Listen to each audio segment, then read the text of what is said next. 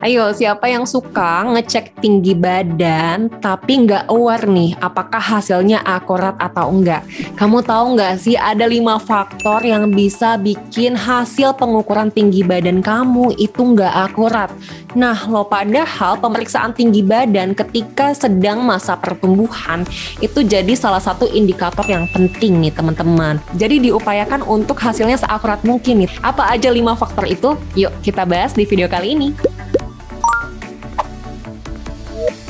Assalamualaikum, hai semua, selamat datang kembali di channel Fani Utami, channel tentang kesehatan, pendidikan dokter, dan pengembangan diri. Di video ini kita akan bahas 5 faktor yang dapat menyebabkan hasil pengukuran tinggi badan itu jadi kurang akurat. Padahal pengukuran tinggi badan ini adalah salah satu yang penting untuk dipantau selama kamu masih dalam masa pertumbuhan. Jadinya diupayakan supaya hasilnya itu seakurat mungkin teman-teman. Nah yuk kita bahas langsung. Yang pertama adalah teknik pengukuran yang salah. Masih ada aja yang teknik pengukurannya itu kurang benar. Nah tipsnya supaya bisa benar adalah kita perlu perhatiin beberapa hal. Pertama adalah ketika diukur itu harus tegak banget ya, badannya itu harus benar-benar tegak. Lalu dipastikan tidak menggunakan apapun di bagian kepala. Dan pastiin yang diukur itu adalah sampai ujung kepala, bukan sampai ujung rambut. Karena ada juga orang yang mungkin rambutnya tebel gitu ya, tapi jangan sampai ujung rambut diukurnya, karena kita nggak mau nambah tinggi dari rambut kan, tapi kita maunya ngukur tinggi badan sampai kepala, jadi bukan sampai rambut nih teman-teman. Selain itu juga kalau kamu lagi diukur tinggi badannya, kamu harus ngeliatnya tuh lurus gitu ke depan ya, jadi nggak boleh kayak agak ke bawah gitu kepalanya atau agak dangak gitu, jangan.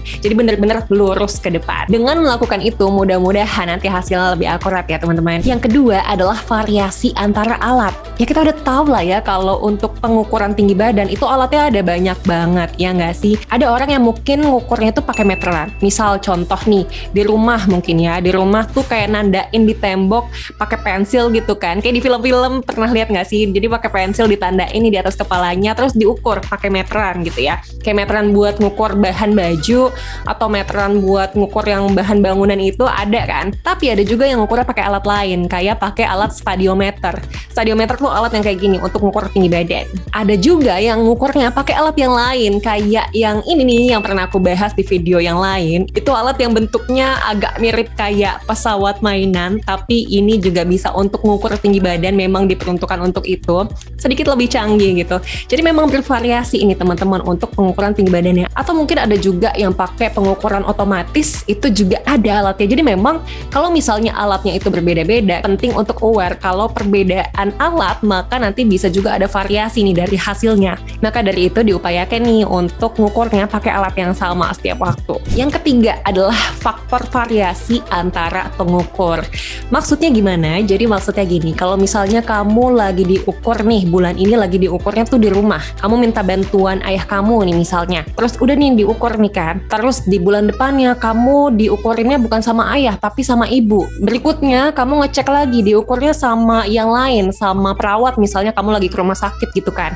Nah itu kan yang ngukur beda-beda. Nah kemampuan tiap orang itu juga bisa bervariasi, sehingga kalau misalnya orang yang ngukur itu beda-beda, maka nanti kita juga harus aware kalau hasilnya itu juga bisa sedikit bervariasi. Tentunya kalau misalnya diperiksa sama orang yang udah lebih terbiasa, memang sering melakukan itu juga nanti hasilnya akan lebih akurat dibandingkan dengan diukur oleh orang yang mungkin baru 1-2 kali melakukan itu. Jadi kita harus aware, memang bisa ada variasi tergantung pemeriksanya juga ya. Yang keempat adalah diurnal variation. Ini sering banget aku ulang-ulang terkait dengan diurnal variation, karena memang di sepanjang hari tinggi badan kita itu bisa sedikit berubah nih teman-teman, sedikit aja. Itu karena pengaruh di tulang belakang kita, ada yang namanya diskus interkalaris yang nanti bisa kayak agak kegencet tanda kutip di sepanjang hari, tapi nanti dia bisa balik lagi. Nah diurnal variation ini bisa berpengaruh misalnya gini, misalnya kamu bulan ini kamu ngeceknya pagi-pagi, terus kamu bulan depan kamu ngeceknya sore-sore, bulan depannya lagi kamu ngeceknya malam-malam, itu hasilnya juga bisa bervariasi teman-teman, karena ada diurnal variation. Nah buat kamu yang udah nonton, yang udah aware, iya loh ada loh yang namanya diurnal variation, maka dari itu baiknya kalau ngecek itu di satu waktu yang sama aja.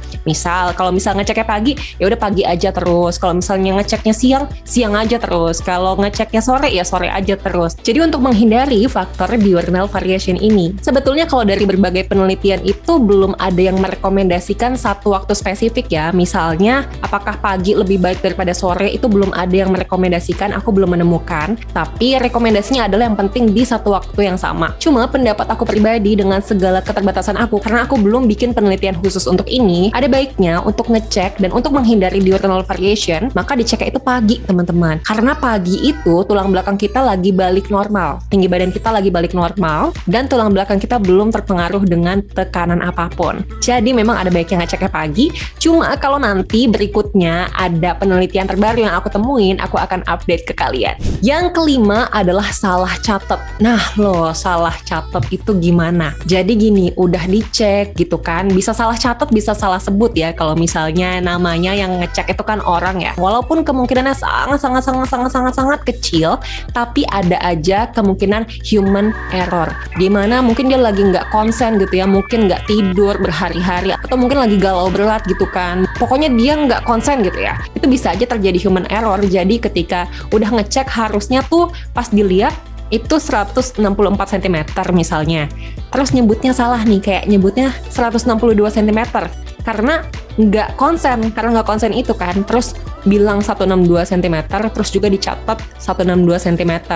Nah itu juga jadi salah satu faktor yang bisa bikin bias. Walaupun itu kemungkinannya sangat kecil ya teman-teman. Tapi kemungkinan itu tetap ada, makanya kita juga harus teliti. Nah itu dia, kita udah bahas 5 faktor yang bisa bikin hasil pemeriksaan tinggi badan kamu bias. Dan kita juga udah bahas tipsnya supaya bisa meminimalisir ini. Mudah-mudahan kedepannya kalau kamu ngecek tinggi badan lagi, udah bisa lebih akurat ya teman-teman. Dan buat kamu yang mau belajar bareng lebih dalam lagi tentang tinggi badan, sekarang kamu udah bisa daftar kelas tinggi badan. Kamu bisa gabung nih teman-teman untuk sama-sama belajar bareng. Kalau kamu mau tahu tips tinggi badan lainnya, bisa subscribe channel ini atau bisa cek juga Instagram aku di @fannyotp atau TikTok aku di @fannyotp. Sekian video kali ini, semoga video ini berguna. Terima kasih banyak sudah menonton. Bye.